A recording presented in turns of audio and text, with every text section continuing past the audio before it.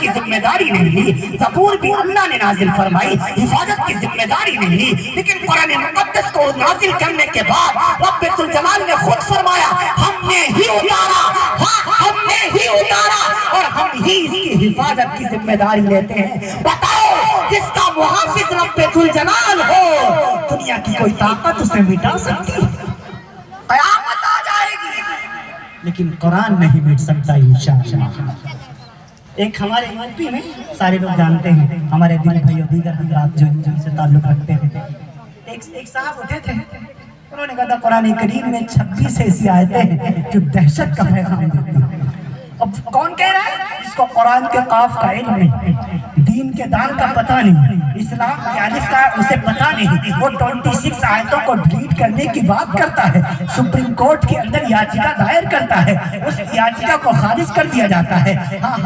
ارے اور پھر اس کے بعد پھر وہ مذہب چھوڑ دیتا ہے. اب تو ابھی خبر آئی کہ اس نے اپنا نام تیسری بار چینج کیا ہے, کہ آگے سے کچھ اور ہو گیا. اللہ جانے وہ کیا کر رہا ہے. اور سوچتا یہ ہے کہ قرآن مٹ جائے گا ہمارے کہنے سے. ارے قرآن کے خلاف جب اس نے بکواس کی, اسلام نے اسے اپنے مذہب سے نکال کر باہر کر دیا. آج وہ در در کی ٹھوکریں کھا, کوئی قوم اس کو قبول نہیں کر رہی ہے. دنیا یوں ہی, اللہ یوں ہی دنیا میں ذلیل کرتا ہے قرآن کے ساتھ غداری کرنے والوں کو, قرآن کے ساتھ بدتمیزی کرنے والوں کو, قرآن کے خلاف بکواس کرنے والوں کو دنیا میں یوں ہی ذلیل کرتا ہے. بیوی بھی نے چھوڑا, بھائی نے گھر سے نکالا, پراپرٹی پورے طور پر ججز کی گئی, چھینی گئی, اس کو گھر سے بے گھر کر دیا گیا. آج وہ در در کی ٹھوکریں کھانے پر مجبور ہے. ہاں بتاؤ اس سے زیادہ ذلیل اور کیا ہوگا. وہ کہنے لگا ہمیں مسلمانوں نے قرآن کے خلاف بولنے کی وجہ سے اسلام سے خارج کر دیا. میں نے کہا مسلمانوں نے نہیں خارج کیا, خود اسلام نے تجھے خارج کر دیا ہے, خود قرآن نے تجھے خارج کر دیا ہے. تیری زبان کو شرم نہیں آئی کہ تو رب کے قرآن کے خلاف بکواس کرتا ہے, تجھے قرآن کے قاف کا علم نہیں, دین کے دال کا پتہ نہیں. بیٹھا کر کے سیمینار میں چل, ڈبیٹ میں چل, ان 26 آیتوں کو پیش کر, ایک ایک آیت کو میں اگر ثابت نہ کروں جو چور کی سزا وہ سلمان کی سزا, اگر تو ثابت کر دے کہ ان میں دہشت ہے تو میں تجھ کو مان لیا جائے, اور میں اگر ثابت کر دوں ان آیتوں کے اندر امن ہے تو ہم کو مان لیا جائے. کیا مشکل ہے؟ اپنے ٹی وی پر, اپنے چینل پر, اپنے لوگوں کے سامنے, اپنے خریدے ہوئے چمچوں کے سامنے بات کرنا بڑا آسان ہے. مزہ تو تب آئے کہ سامنے مفتی سلمان بیٹھا ہو, سامنے مولانا شاہد بیٹھا ہو, اور سامنے تو آئے تب تیرے علم کی اوقات کا پتہ چلا. تو ان پر نکیر کرتا ہے جنہوں نے 17 سال قرآن کے لیے لگائے. ایک دن تو مدرسے میں نہیں گیا, ایک دن تو مکتب میں پڑھنے نہیں گیا, قرآن کے خلاف بکواس کرتا ہے, رب کے قرآن کے خلاف آواز اٹھاتا ہے, پھر شرم نہیں آئی. رب کا قرآن امن سے بھرا ہوا ہے. یہ ایک معاہدہ دینے کی کوشش کی گئی ہے.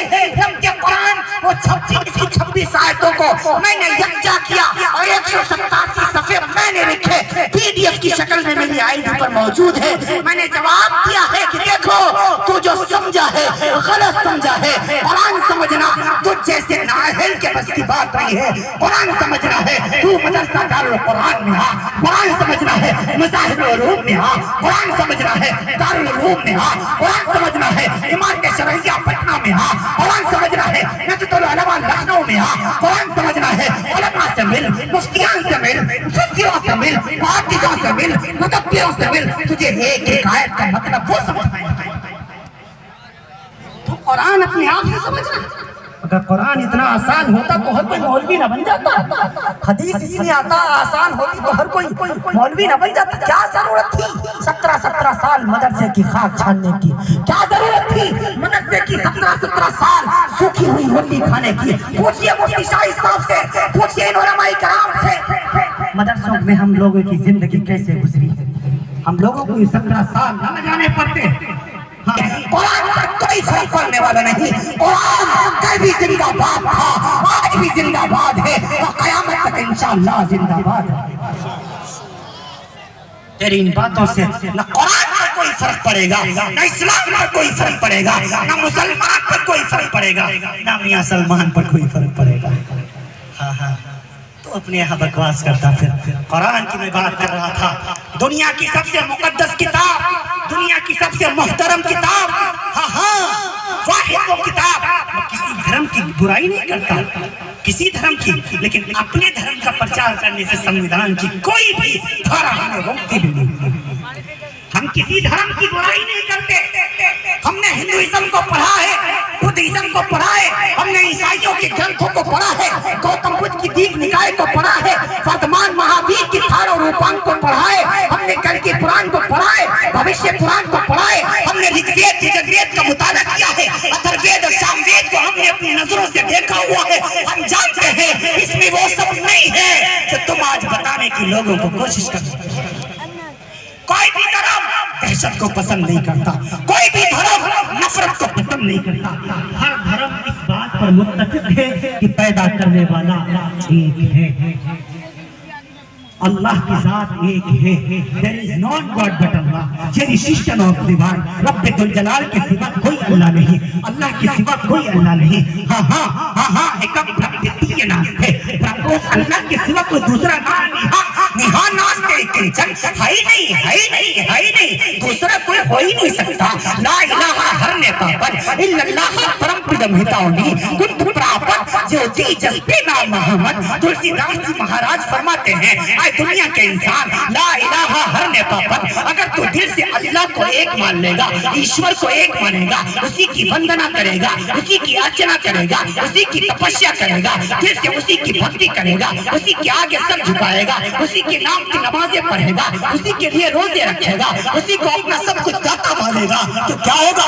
ہرنے پاپن، تو پاپوں سے مکت ہو جائے گا۔ الا اللہ پرم پتم ہتاؤنی، اگر تو الا اللہ کی ضربیں لگائے گا تو تو پنیہ کما لے گا۔ کنت پراپت جوتی جذبے نام محمد۔ اے دنیا کے منوس، اے دنیا کے مانو، اے دنیا کے انسان، اے دنیا کے آدمی، اگر تو بیکنٹ میں گھر بنانا چاہتا ہے، جنت حاصل کرنا چاہتا ہے، سورج میں گھر بنانا چاہتا ہے، تو کیا کر؟ جذبے نام محمد، محمد عربی کے طریقے پر آ جا، نبی مکرم کے طریقے پر آ جا، رسول عربی کے طریقے پر آ جا۔ قل ان کنتم تحبون اللہ فاتبعونی یحببکم اللہ۔ اے دنیا کے انسان، اگر تو اللہ کی محبت کا دعویٰ کرتا ہے تو شرط لگائی رب ذوالجلال نے کیا؟ فاتبعونی فاتبعونی، تجھے میرے محبوب کی اتباع کرنی پڑے گی، میرے محبوب کا کہنا ماننا پڑے گا، میرے نبی نے جو کہا ہے وہ کرنا پڑے گا، جس سے روکا ہے مرا رکنا پڑے گا۔ ہاں ہاں پھر اللہ تو کیا کرے گا؟ فرمایا یغفر لکم ذنوبکم، اللہ تیرے گناہوں کو معاف فرما دے گا،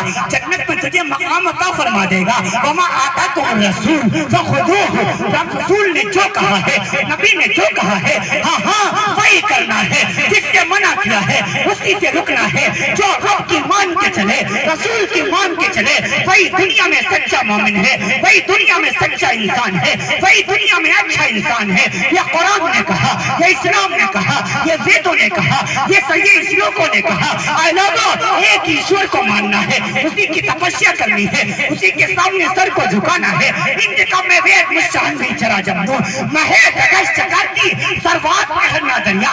رگ وید آیت نمبر 72 ہائی شلوکا نمبر 26 کیا فرمایا؟ اے لوگوں ایشور نے پکارا، ایشور نے آواز دی، آئے آئے آئے منوس اٹھ، لوگوں میں جا، میرا پرچار کر، میری بڑائی بیان کر۔ ادھر میرا رب کہہ رہا ہے یا ایھا المدثر قم فانذر وربک فکبر وثیابک فطہر۔ اے میرے نبی اٹھو چلو، رب کی بڑائی بیان کرو، ان کو پاکی کی تعلیم دو، ان کو رب کی بڑائی کی طرف لے کر کے آؤ، رب کی یکتائی کو سمجھاؤ، دنیا کو بتاؤ اللہ ایک ہے، دنیا کو بتاؤ ایشور ایک ہے، دنیا کو بتاؤ داتا ایک ہے، دنیا کو بتاؤ پالنے والا ایک ہے، دنیا کو بتاؤ بارش برسانے والا ایک ہے، دنیا کو بتاؤ بچے دینے والا ایک ہے۔ کون ہے دنیا کا مائی کا لال جو بارش کا ایک قطرہ برسا سکے؟ رب نہ چاہے دنیا کی ساری طاقت مل کر ایک بارش کا قطرہ نہیں برسا سکتی۔ رب ذوالجلال فرماتا ہے انا سبقنا الماء سبا ثم شققنا الارض شقا فانبتنا فيها حبا وعنبا وقضبا وزيتونا ونخلا وحدائق غلبا متاعا لكم ولأنعامكم. اے لوگو دیکھو دیکھو رب ہی ہے جو بارش کے قطروں کو برساتا ہے. میرا رب ایک سوال کرتا ہے وَأَنزَلْتُمُوهُ مِنَ الْمُزْنِ أَمْ نَحْنُ الْمُنزِلُونَ. لوگو جو بارش کے قطرے برستے ہیں یہ بتاؤ تم برساتے